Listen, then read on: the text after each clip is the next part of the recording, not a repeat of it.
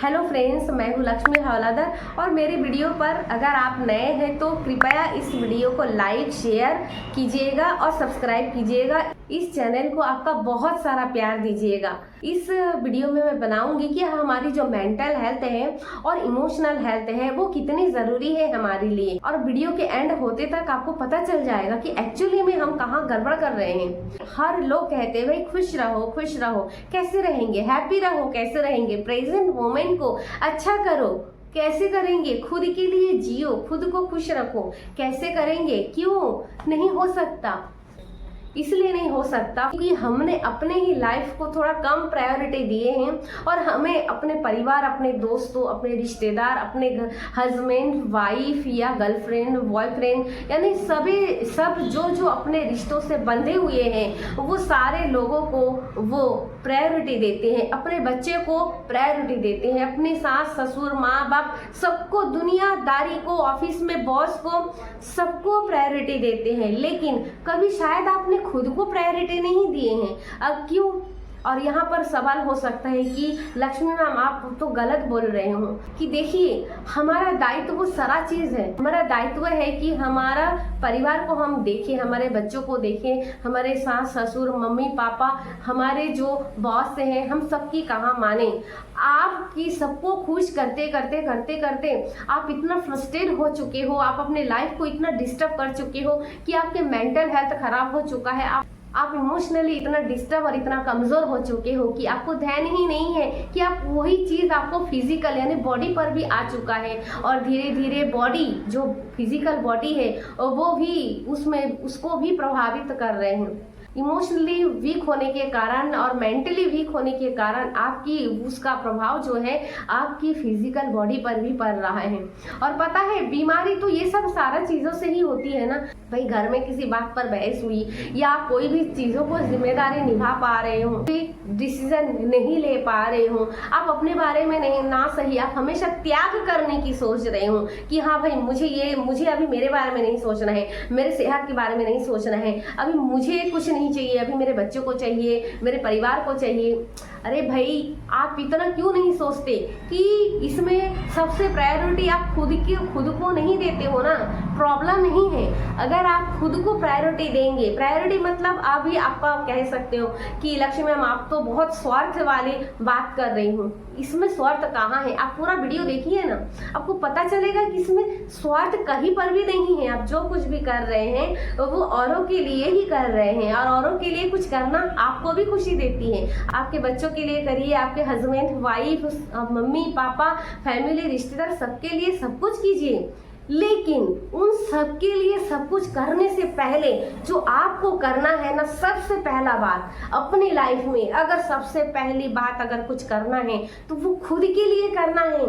मतलब आप चीज़ों को समझने की कोशिश कीजिए, खुद के लिए प्रायोरिटी देना है, खुद के लिए ये सोचना है कि भाई आप मेंटली ठीक रहे, हेल्दी रहें, आप इमोशनली स्ट्रांग हो, आपकी मेंटल हेल्थ ठीक हो और आप फिजिकली भी ठीक हो।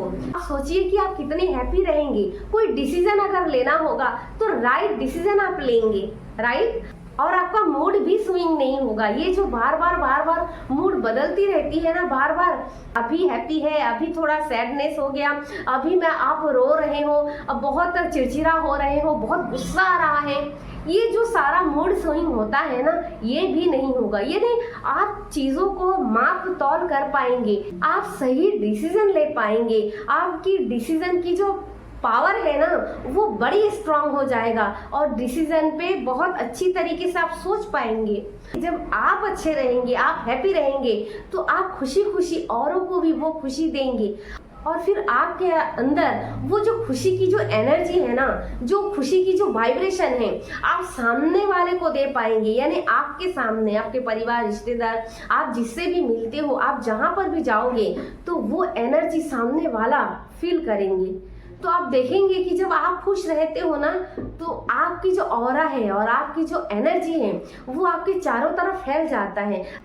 अगर कोई आपके सामने भी आता है तो वो सामने वाला आपकी एनर्जी को फील करता है, आपकी वाइब्रेशन को वो टच करता है, आपकी वाइब्रेशन उन सारे लोगों को हिट करता है। इस चीज को हमेशा ध्यान दीजिएगा। इसी बात को अगर आपको ध्यान देना है ना तो बहुत सारी चीजें हमारी लाइफ में 90% चीजें जो है वो सॉल्व हो जाएगी। पता है, लोग कहते हैं कि लक्ष्मी मैम प्रेजेंट मोमेंट कैसे ठीक करें इसको। देखिए, अगर आप फ्यूचर को ठीक बनाना चाहते हैं कि प्रेजेंट में कुछ आपके साथ अच्छा हो, प्रेजेंट में हमारी चीज़ें अच्छी हो, हमारी फाइनेंशियल लाइफ अच्छा हो, हमारी सेहत अच्छी रहे, हमारी रिलेशनशिप अच्छी रहे, हम घर परिवार सबके साथ अच्छे रहें, तो ज़रूरी है कि आपकी मेंटल हेल्थ और आपकी फिजिकल हेल्थ और आपकी इमोशनल हेल्थ जो है वो स्ट्रांग रहे, वो सही रहे और उस पर ही काम करना चाहिए। चाहे उसके लिए आपको सुबह उठना पड़े, आपको मेडिटेशन करना पड़े, आपको अच्छी बुक्स पढ़ना पड़े, अच्छे लोगों के साथ मिलना पड़े, आपको जो कुछ भी करना पड़े उसके लिए वो सारा चीज आपको करना चाहिए। और वैसे भी सबको सब कुछ पता है, यानी लोगों को पता है कि उसे क्या करना चाहिए, लेकिन लोग कर नहीं रहे हैं। वो पता नहीं लोग क्यों उस चीजों को सामना कर रहे हैं। यानी आप खुद ही उन चीजों को ना करके खुद ही अपने लाइफ में उस नेगेटिव एनर्जी को आप खींच रहे हो, आप उस नेगेटिव एनर्जी को, नेगेटिव वाइब्रेशन को आप अपनी तरफ अट्रैक्ट कर रहे हो। तो दोस्तों, अगर आपको फ्यूचर ठीक करना है तो अभी प्रेजेंट मोमेंट में आपको खुद पे काम करना है, खुद के लिए जीना है सबसे पहले, कि सारा चीज हमसे ही शुरू होती है। हमारे अंदर ही वो नेगेटिव एनर्जी है, हमारे अंदर गुस्से की एनर्जी है, हमारे अंदर वो सैडनेस भरी, दुख की, सैड की, यानी वो सारे सैडनेस की जो एनर्जी है वो सारा यहाँ से शुरू होती है, यहाँ से शुरू होती है। आप किसी से सही चीजों से आप रिएक्ट नहीं कर पाते हो और ना किसी से कनेक्ट हो पाते हो, इसलिए जरूरी है कि खुद को प्रायोरिटी देना। अब आप कहेंगे कि मैं तो बहुत सारा चीज चाहता हूँ, लेकिन ये घर में बहुत परेशानी है या घर में कुछ लोग हैं जो वो मुझे करने नहीं देती है। देखिए, सबसे पहले आपको डिसीजन लेना है कि लाइफ आपका है। अगर आपके लाइफ में कुछ भी गड़बड़ होता है, ईश्वर करे कि आप हमेशा सेहत से भरपूर रहें, लेकिन एक बात का ध्यान देना जरूरी है, यहाँ पे मुझे टच करना जरूरी है इस बात को कि अगर कल के दिन में कुछ खुदा ना करे कि कुछ गड़बड़ हो जाए, कुछ गंभीर बीमारी आपको हो जाए, तो आप कैसे करेंगी? तो उस वक्त क्या होगा? उस वक्त आपके मेंटल डिस्टर्ब हो जाएंगे, आपकी इमोशनल भी आप वीक हो जाएंगे, इमोशनली आप हट होते रहेंगे और फिजिकल बॉडी में तो है ही प्रॉब्लम। फिर आप उस समय, यानी आप मरते वक्त अगर अभी दवाई पिएंगे तो उस समय डॉक्टर ना कुछ कर पाएंगे, ना वो दवाई काम करेगा। इस चीज को समझिए। और जो प्रॉब्लम होगी ना वो आपको बॉडी को झेलनी पड़ेगी और मेंटली डिस्टर्ब भी होगा, तो आप ही रोएंगे, आपको ही तड़प होगी, आपको ही प्रॉब्लम होगा। वो सारे लोगों को नहीं होगा जिसके बारे में आज आप सोच रहे हो, जिसके बारे में आज आप पैसा जमा कर रहे हो, पूंजी जमा कर रहे हो, ताकि आपके बच्चे अच्छे रहें, ताकि आपके घर वाले सुखी रहे। आप जिसके लिए दौड़ दौड़ कर काम कर रहे हो, दौड़ दौड़ कर पैसा कमा रहे हो, दौड़ दौड़ कर सारा चीज कमा रहे हो, आप सोचो अगर आप ही नहीं रहोगे, आप ही पड़े रहोगे, तो कितने दिन कौन आपके साथ में रहेगा? लोग आपका साथ छोड़ देंगे और आप बहुत दुखी हो जाएंगे। वैसी घटना आपके लाइफ में ना घटे, आप अच्छे रहो, आपके पास हमेशा रिश्ते नाते हमेशा बेहतर रहे, आपका दोस्तों का साथ मिले, आपके बच्चों को साथ मिले, आपके हस्बैंड वाइफ, जो लोग भी जिसके साथ भी अच्छा रिश्ता बनाना चाहते हैं वो सारे रिश्तेदार आपके साथ रहें। इसके लिए ज़रूरी है कि आपका मेंटल हेल्थ और इमोशनल हेल्थ को आपको सही रखना है। अगर आपकी इमोशनल और मेंटल हेल्थ अगर सही रहे तो आप राइट डायरेक्शन में जा रहे हो, वरना आप गलत डायरेक्शन में हो।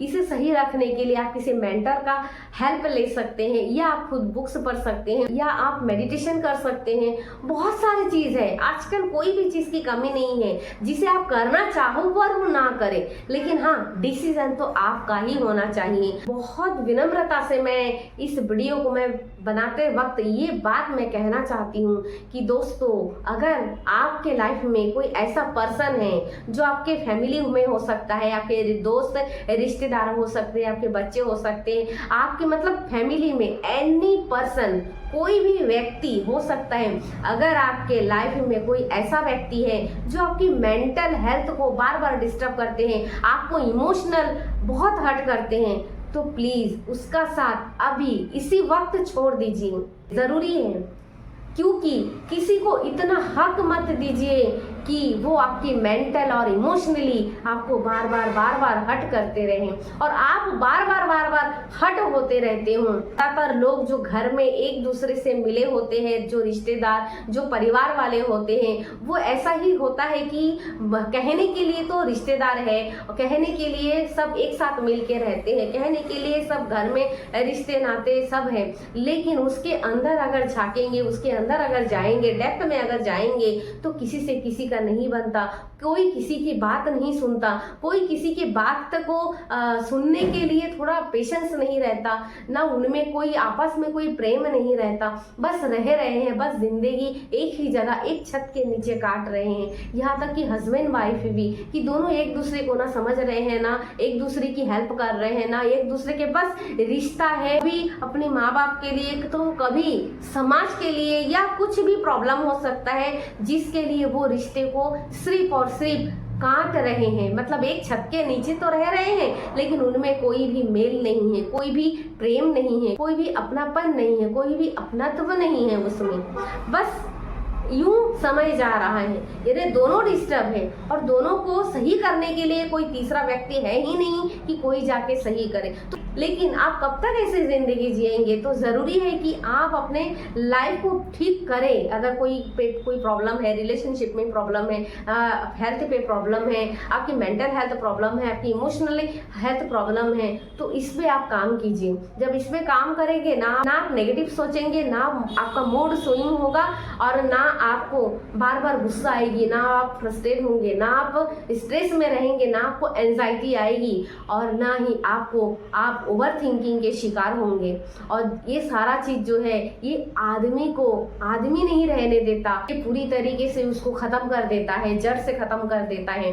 क्योंकि एक व्यक्ति के अंदर बहुत सारी एनर्जी है, हमारे अंदर ही गुस्से की एनर्जी है, सैडनेस की एनर्जी है, खुशी की एनर्जी है, और ये सारे फील होती है हमें ही। हमारा माइंड सोचने का काम तो करता है, लेकिन वो जो सोच करके जो रिजल्ट आता है, उस रिजल्ट को भोगने के लिए उस रिजल्ट को भोगने के लिए, उस वाइब्रेशन को, उस एनर्जी को फील करने के लिए जो काम करता है वो हमारा बॉडी है। यानी सोचने का काम माइंड का है, लेकिन जो उससे फील होता है, उस फीलिंग को कौन फील करता है? हमारा बॉडी फील करता है। हमारा बॉडी उस चीज़ों को वहन करता है, सारा चीज़ों को, चाहे वो नेगेटिव फीलिंग हो, चाहे वो पॉजिटिव फीलिंग हो। हमारा बॉडी ही हमारा थॉट को बोझ ढोकर चलता रहता है। आप सही सुना कि हमारा बॉडी ही हमारी सोच को ढो ढोकर चलता रहता है। गधे के ऊपर बहुत सारे चीजें लाद देते हैं और गधा उस बोझ को लेकर के चलते रहते हैं। लोग भी, व्यक्ति भी, इंसान भी ऐसे ही गधे की तरह चल रहा है, जो वो ढोना तो नहीं चाहता है, उस बोझ को वो ढोना नहीं चाहता है, क्योंकि वो भी अच्छे से खुशी खुशी हैप्पी रहना चाहता है, लेकिन वो उसका रिएक्ट नहीं करता, वो उसका डिसीजन नहीं लेता कि नहीं मुझे ये नहीं करना है, मुझे अपनी लाइफ अपने हिसाब से जीना है। वो इस चीज को रिएक्ट नहीं करता है, और उसके बाद वो जैसे ढोता है वो वैसे ही चुपचाप ढो लेता है, और इसकी वजह से लोग उस पर और डालते जाते हैं, वजन और डालते जाते हैं, है ना। तो वैसे ही तो लाइफ लोग जी रहे हैं। तो आपको डिसीजन लेना होगा। सबसे पहला डिसीजन आपका होना चाहिए कि आज से, अभी से मेरे प्रेजेंट को ठीक करना है, मुझे खुद की प्रायोरिटी देना है, और वो प्रायोरिटी है मेरी इमोशनल हेल्थ और मेरी मेंटल हेल्थ को देना है, ठीक करना है, उसे स्ट्रांग बनाना है, वीकनेस नहीं स्ट्रांग बनाना है, ताकि मैं सबको और ज़्यादा प्यार कर सकूं, सबको और ज़्यादा मैं गिव कर सकूं, मैं सबको और ज़्यादा दे सकूं, वक्त दे सकूं, साथ दे सकूं, पैसा दे सकूं। इसको देने के लिए आपको खुद को ध्यान रखना पड़ेगा, आपके मेंटल हेल्थ का ध्यान रखना पड़ेगा, आपकी इमोशनल हेल्थ को ठीक करना पड़ेगा। इसके लिए आपको कुछ चीज़ें छोड़नी पड़ेगी, कुछ लोगों से कट करना पड़ेगा।